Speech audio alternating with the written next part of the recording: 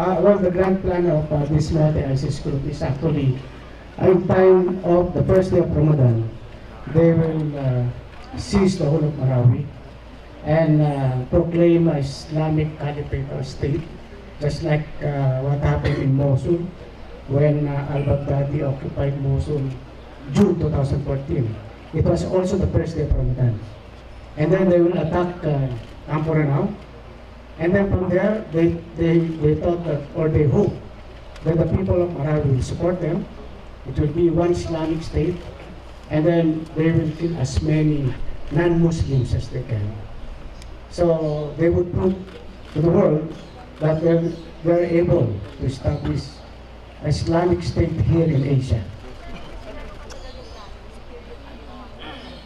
Well, matagal pinagplanuhan yan kasi the West Mekong First Division conducted series of operations.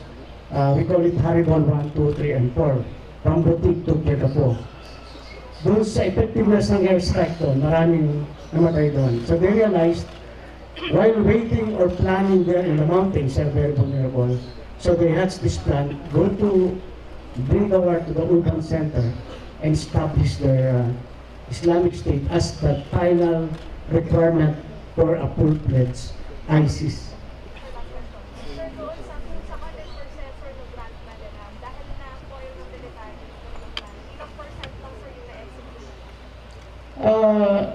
It was aborted. Supposedly, they are Ramadan.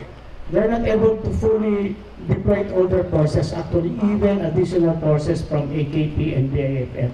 Supposedly, may mga papasok pa. But because of what happened when we raided the safe house on May 23, where we got also the copy of the videos in that safe house, na-abort lahat, naging premature na lahat. And as you can see, the first few days of the fighting, it's scattered all around Marawi.